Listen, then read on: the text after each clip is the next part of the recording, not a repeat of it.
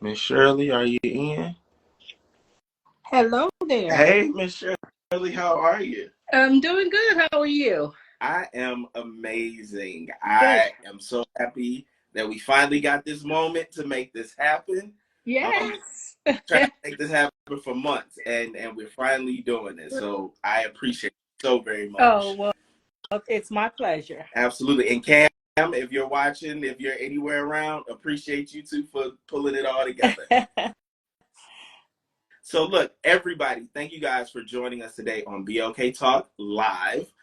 Today is very special because we have Miss Shirley Jones of the legendary Jones Girls Yeah, on today.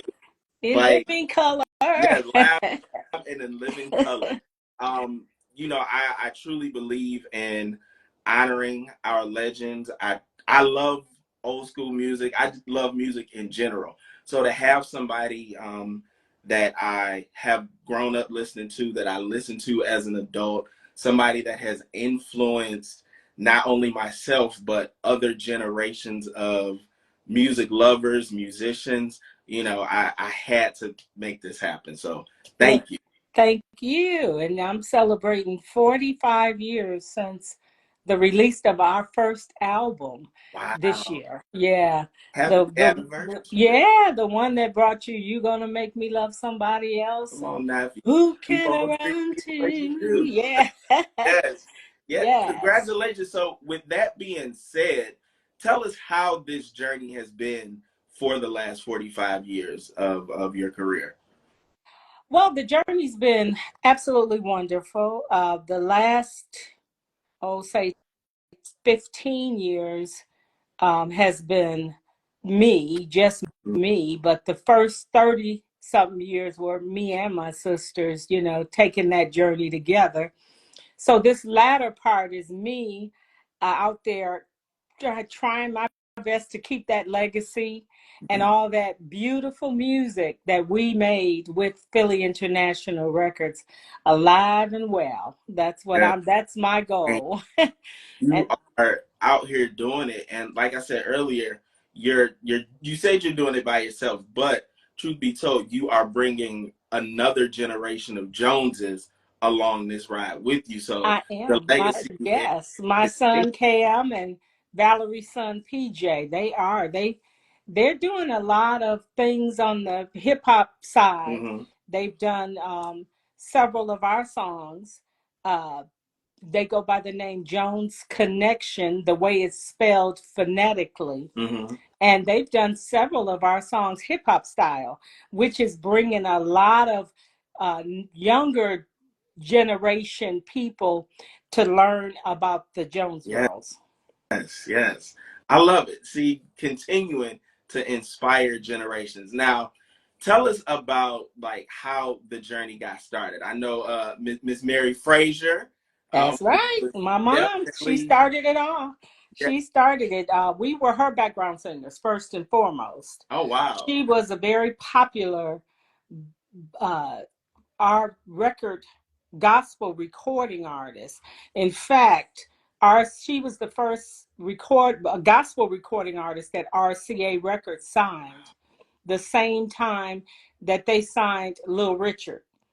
They signed my mom to the gospel side the same day that they signed Little Richard to the pop side of RCA Wow. Records. So you're a Yeah. part of So history. yeah. So we started out as her background singers, and with her being the music director for our home church choir too, she knew voices. And once she heard, that first it was just she and Brenda and I, and then she had us harmonizing behind her. And then once she heard Valerie one day, she said, "Oh, I got me a trio here." So she just kind of blended our voices. We practiced. She was a believer in blending, Mm-hmm. and she taught us how to blend, by yourself. Sometimes I would have to pull back, or Brenda may have to pull back, or Valerie may have to come up a little Mm-hmm. bit. But she always said, "I want you girls harmony so tight that you can't cut it with a knife." Ooh, And that is what we practice. And that once we learned it, and she taught us, that's something that we prided ourselves in. yes. And that's how you got those really angelic harmonies from the Jones Girls.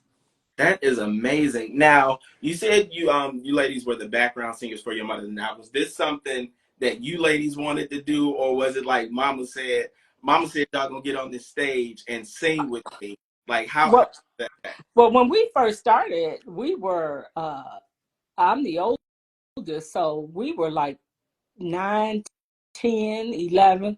So it was because Mama said do it. But, but we enjoyed it.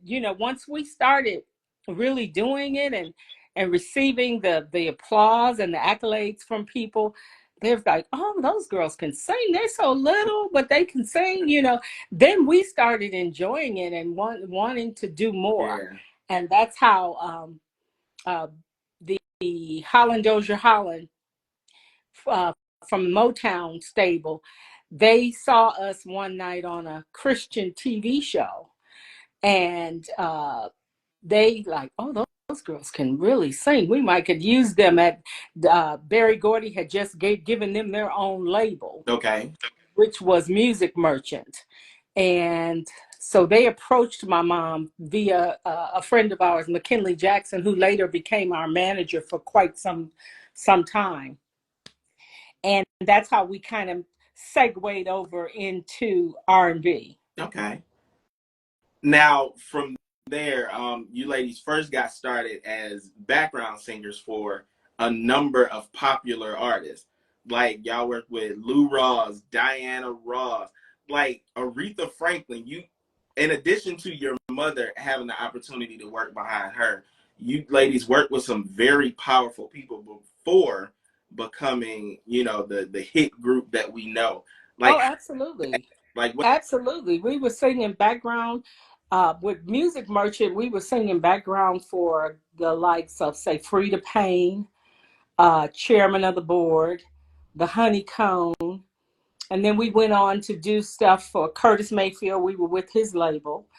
Uh, and then we moved on. When they moved out to California, they was flying us out from Detroit to California Mhm. to do background work for, say, Lou Rawls, Dionne Warwick, Aretha Franklin, Cher, Norman Connors.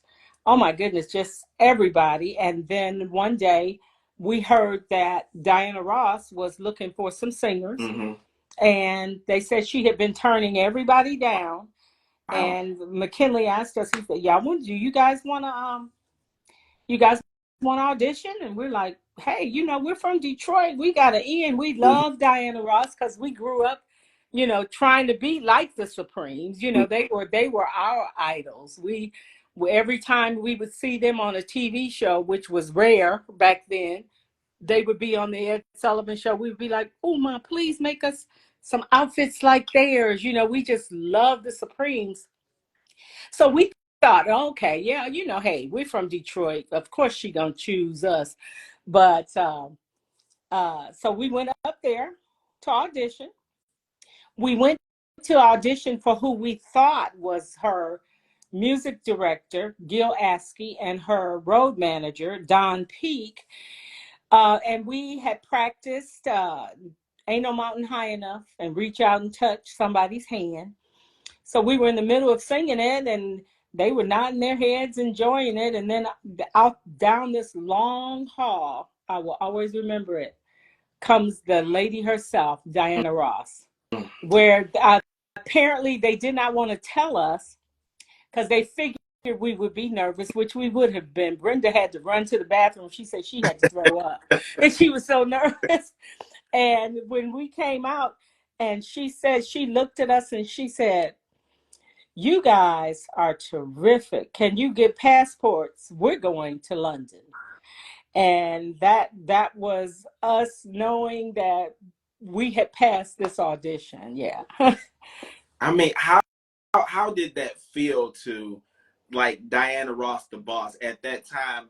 One of the biggest female artists She out. was. She was the biggest in the Yeah. world, like she was the and to this day, if you've never seen a Diana Ross show, you need to go because she is the greatest entertainer, bar none. Yeah, I You know, actually was blessed to have the opportunity to go to her show here in Atlanta at Chastain oh, earlier this year. And at yes, the age of 80, yes. I was blown away. I said, this is something everybody needs to They need to experience her show because it's true entertainment. yes. And to actually watch her and learn from her for 3 years, we were background all around the world for her, traveling 7 months out the year, 7 to 8 months out the year. And she's actually responsible for us getting with Philly International because after the European tour, which we did, that was the first tour, she came to us. She was getting ready to do her residency in Vegas, Mm, which we did every year. And she came to us and said, everybody's talking about you guys and how terrific you are. And I really don't believe you guys will be background singers for me or anyone else for too long. And she was on the outs with Motown at the time. In fact, I believe she was with Warner Brothers. mm. And she said, so what I'm going to do, I change clothes at least 5 times in my show. I want you to find a song that will showcase your talents, and I'm going to call you. And every show from that point forward, we chose If I Ever Lose This Heaven, Mhm. that Quincy Jones had out at the time. So we chose that song, and every show she would be like, I'm going to change clothes now, but I want you guys to listen to my singers. They are terrific. They're the Jones sisters. And she said from Detroit. And then we would come and do our little song and then she'd come back out and go into the Billie Holiday part of her show. Mm. Uh, and it just so happens that we were in Philadelphia at the Schubert Theater when she had told us. She said, Gamble and Huff are going to be in the audience tonight. So put a little extra special sauce on your song tonight. And we were like, oh my God. Because, at that time, Philly International was the hottest label Yeah. going. We're talking 76, 77, 1976, 1977. They had the OJs and Teddy and Lou Rawls and Gene Carn and Phyllis Hyman playing with Phyllis Hyman, yeah. Patti LaBelle, and we were like, "Oh my God, he's gonna be they're gonna be in the audience tonight." So we did our song and put a little extra sauce on there, like she suggested. And when the show was over, they came backstage and asked us. They said, "My God, you guys are just Mm. terrific. Are you signed with anybody?" And we're like, no, and then they said, well, hey, how would you like to be with Philly International?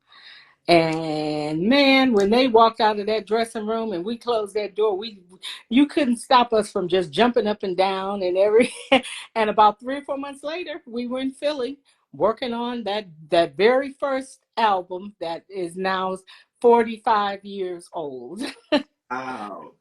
That is a heck of a story. Like to hear that.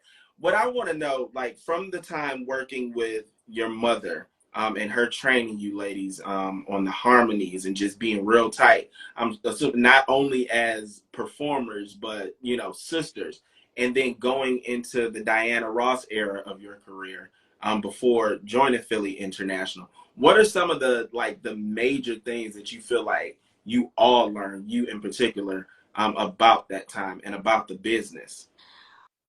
Well, one thing, my mom, she was out with us up until Valerie turned Mm-hmm. 18. So she was always there. She was always watching everybody. And it was a thing where uh, she always told us, look out for for each other and take care of each other and take care of learning about the business of music. And fortunately, McKinley Jackson handled us, very well. He was always sitting with us, talking to us about the various contracts and what was in it for us and those types of things. And then we were very inquisitive too, especially me. I read all the books about, the business of music to make sure that I was setting this up for a career for myself and for my sisters. Now, tell me, you said 3, 4 months after you guys spoke to Philly International originally, you guys were signed in the studio making music. Yes. Now, a lot of artists, when they come out, either they have like that smash hit right off the bat and it keeps going. But there are some artists that we are familiar with, like The Temptations, who are some of the greatest in history, who didn't necessarily have hits, for at least a few years after they were signed. And Like that that that process. that was so amazing to us because right out the bat, uh, "You're Gonna Make Me Love Somebody Else" was a hit, and then on the B side, because back in the day it was A side, B side. The one thing that I regret to this day is that we didn't push harder for Who Can I Run To not to be on the B side. We didn't want it on the B side because we just knew that song, that's my favorite Jones Girl song, by the way. Wow. And we just knew that song was going to come out on its own. Well, it still sold several million Mm-hmm. because it was the B side of You're Gonna Make Me Love Somebody Else. But we were really surprised uh, at the success of You Gonna Make Me Love Somebody Else right out the bat on our first, very, very first album. Now, did you ladies have any hand in like writing either one of those songs? No, we did not. I wish. I wish. Now you say that is one of your favorite songs. Now, how did it feel, you know, 15, 20 years later when you turned it on BET or the radio and you hear that doom doom doom and then Escape just comes in and the song becomes a A hit massive again? hit all over again, which brought a lot of new fans to us at that time, because that was back during the day when radio was still very popular. And what they would do, they would play Escape's version, and then they say, "Y'all, yeah, y'all loving this new song." But guess what? This is not brand new. This song was done 16 years ago by the Jones Girls, and they would play our song. And consequently, a lot of people, it amazes me that a lot of people uh, gravitated to us because of that. And now even more people, when they're in their unsung, they gave us that. A lot of people now know that we did it first. Plus, anybody that come to my show know, because I let them know, hey, the Jones Girls did it first, and I tear it up because that's my favorite Jones Girl song. You know what I think would be amazing? Like Escape is still out here touring. You're still out here touring. Like I feel like one day y'all just need to be in the same city at the same place, Oh, and that's on that would be terrific. all Yeah, that would be great to sing it together. That would be great. I would love that. Candy, Tiny, Tamika. If y'all watching, y'all phone now. Let's make that happen. Let's do it one time. Yeah. That will be amazing. Now the career as a group, like what was the highlight of the time that you spent with your sisters building the Jones Girls? Oh man, the highlight for me was uh, going out on our first tour with the OJs. The Kenny kind of made them take us out when we we were blessed to have been able to study Diana Ross, and then to study and work with the OJs. Eddie Levert to me is the second greatest entertainer next to Diana Ross. And we were watching, we were studying, we were learning. Kenny had the same guy that put the OJ's show together, choreography and production wise, Charlie Atkins. Oh yeah. Yeah, Charlie. He did the Temptations, the Supremes, everybody. He did our very first show too. So we were very blessed to have worked with these great entertainers and to be able to learn from them on how to bring people in your shows, to just make everybody walk out of there. And that's my goal with every show, even to this day. You walk out of my show feeling inspired, uplifted, with a smile on your face. And I that's been love our goal. That was always our goal, for people to leave our show inspired, uplifted, joyful, and with a smile on their face. yes. Now, for you, y'all did your thing, throughout the 70s, 80s, but there came a point where you decided to go ahead and branch off on your own and, create the Shirley Jones brand. How was that as a solo artist? And were you nervous, like, by not having your sisters on your side? I Like, how was it? was. I was nervous as I all get out, because recording the album I wasn't nervous. Okay. I wanted to express me, because we had been working so many years as the Jones Girls that it was just time for us to take a break from each other. Mhm, And Brenda got married and started her family. Valerie went back to college, mhm, well, went to college, because she had never had that experience that Brenda and I had of being in college and trying to be on the road at the same time and do your get your work done too. um and so when Kenny offered me the opportunity, I was like, oh yeah, oh yeah. And then once again, with my solo project for Do You Get Enough Love, right out the bat, number one record.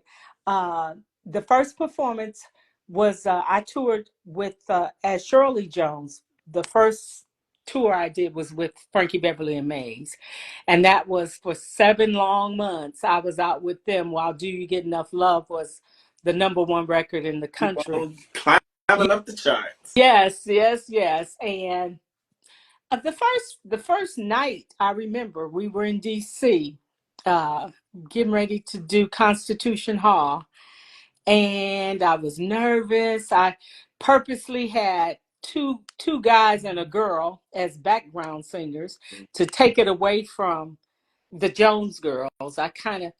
And I was nervous, even though Charlie Atkins had did my show again. We had practiced and we had rehearsed, but it still just felt so different, Mm-hmm. because I knew that I was getting ready to hit the stage, and Brenda and Valerie was not going to be there.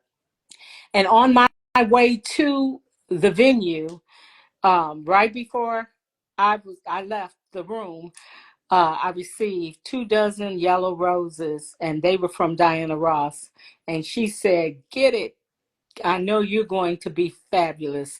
Go, girl," like that. And that gave me the inspiration to just get out there and just put the Jones Girls aside for a minute and just be out there as Shirley Jones.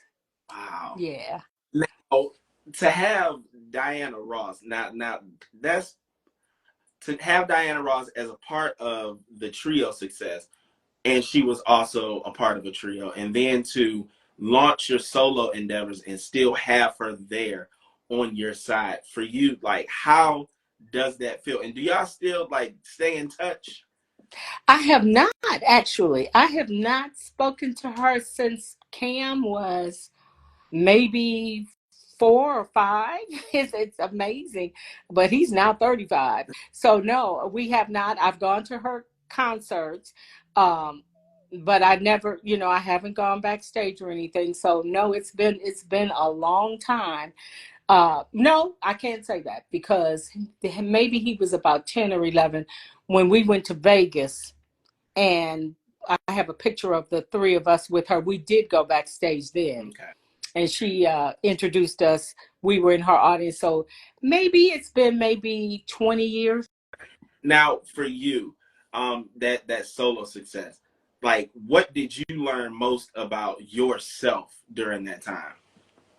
Well, I learned that how much I really love performing. I mean, that is just that's my that's my heaven, really. It is performing and just seeing the smiles on people's faces and knowing that for that 30, 45 minutes that I'm up there, that I am inspiring people. They are taken away from their problems and the bills and the things that just go on with life, Yeah. and they paid this money to come see me, to hear me, and I just love delivering for them. And my goal, like I say, is always to have them leave my show feeling inspired, uplifted, with a big smile on your face. Yes. And before like I finish, I do want to throw in there that, like I said, guys, Miss Shirley is still out here I performing. am. And sure, I'm in Atlanta, so I had to check and see. And it's all over the Instagram, December 15th, December right? 15th, I'm at City Winery for the brunch. It's a Sunday brunch, holiday brunch. So come on out and celebrate the holidays. That's my favorite time of the year. And I'm there. I'll just be coming back I'm headed to London November 16th. And then when I come back from London, I have a gig December 8th in the Bronx, New York, and then December 9th in New Jersey, and then December 15th, of course, right here at home, because I'm in Atlanta as well, and at City Winery. So we're taking 2024 out with a bang, and uh, I've, it got quite some interesting things going on for 2025, a couple of tours that will be happening uh, in 2025, some things coming up. Now, do you ever get back to Detroit to perform? I do. I was in Detroit February, this February or March, at Mike Epps' new club. He opened up a club there in Detroit. Really nice club. And I was there celebrating the 45th anniversary show. I was there. It was great too. Detroit showed up and showed out. It was sold out. We had a ball. I love it. Now, what I've noticed, and maybe it's just me paying attention a little bit more, because I would say for me, COVID created a super duper music lover in me. I got the opportunity to learn different songs from artists that I had loved for years. One of them you named earlier, and that's Dionne Warwick. And I call that lady the blueprint, because if it wasn't for, how Ms. Warwick did it, a lot of people wouldn't have become who they are. Luther Vandross, Aretha Franklin, a lot That's for sure. of imitate Oh man. her. And her voice was so smooth. I just absolutely loved Dionne Warwick.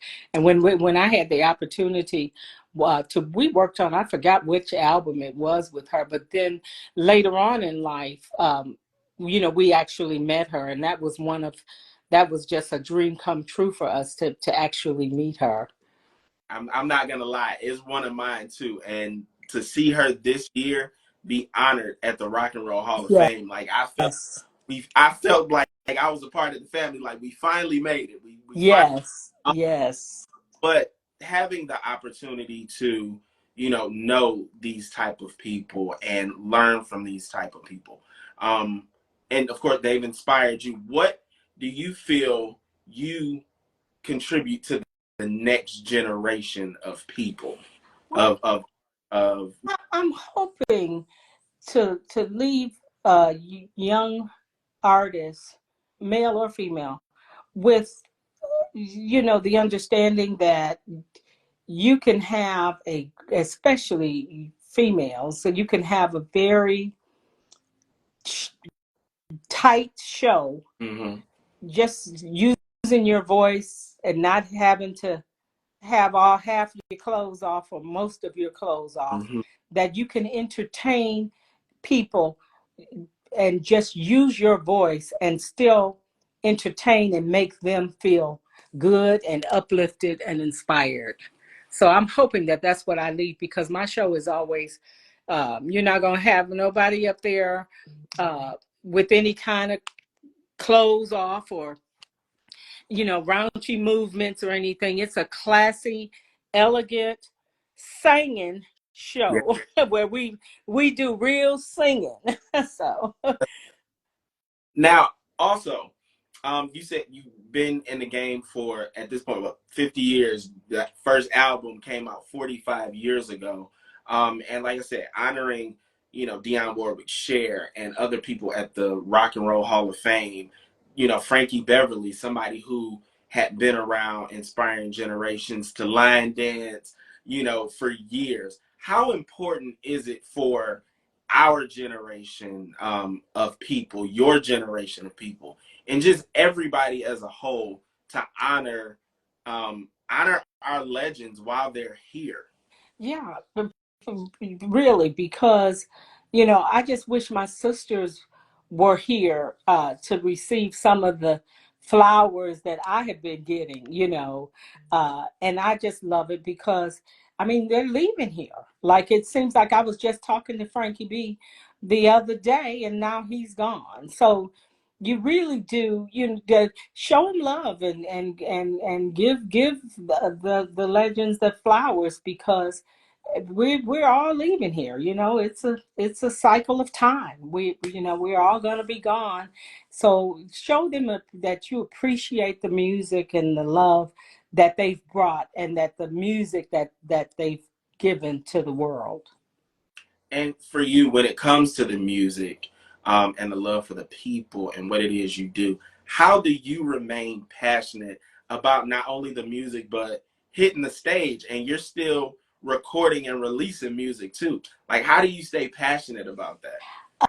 Oh, it's just something that I can't even think of anything else I would want to be doing at this point in my life other than singing and spreading love and memories of all that beautiful music, those songs. Like, I just get so excited. I tell the audience when I'm singing songs like Nights Over Egypt, or Who Can I Run To, or You're Gonna Make Me Love Somebody Else, or Dance Turn to Romance, or I Just Love the Man.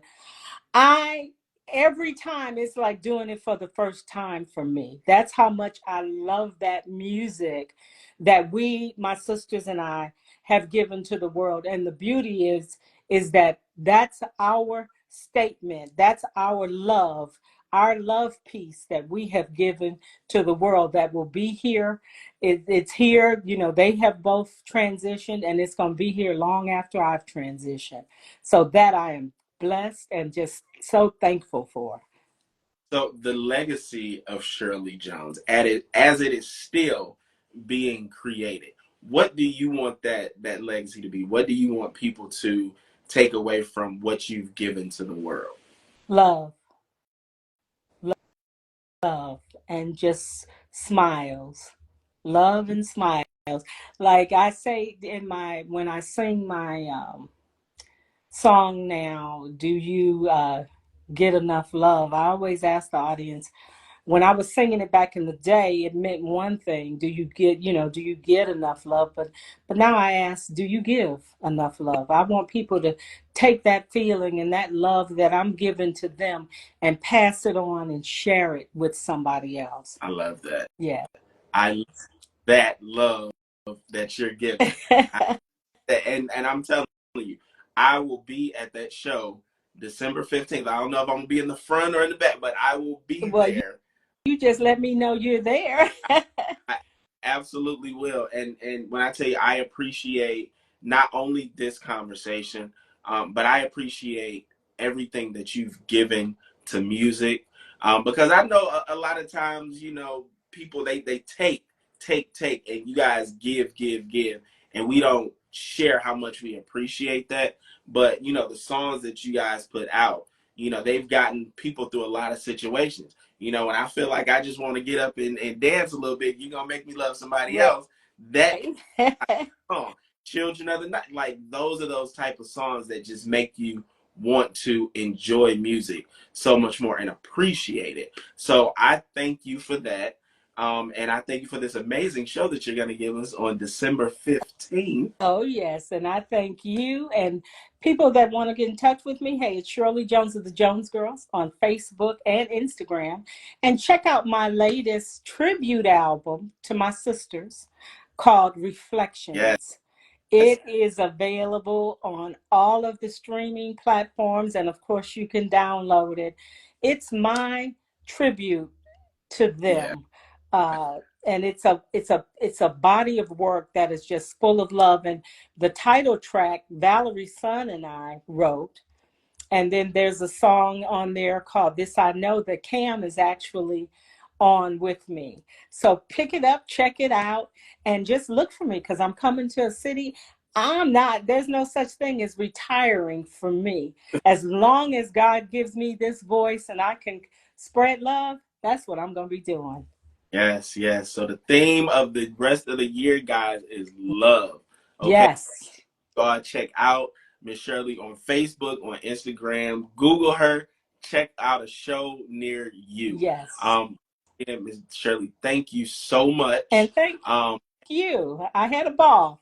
yes, yes, I did too. And also, it was good meeting you at, where were we? The 70s concert at Stockbridge Amphitheater. I Oh think, yes, that's what. Okay, yep, that's where I knew. I had seen your face. I talking to Cam for months about like getting you, and then I saw you there. I'm like, oh my God, this is perfect. So Yes. yeah, Well, I just want your listeners to remember: do you get enough? Get enough? Get enough? Get enough love? I want to know. Spread love, y'all. Take care. thank you again, Miss Valerie, and thank you everybody for tuning in. All righty. Bye bye. Bye.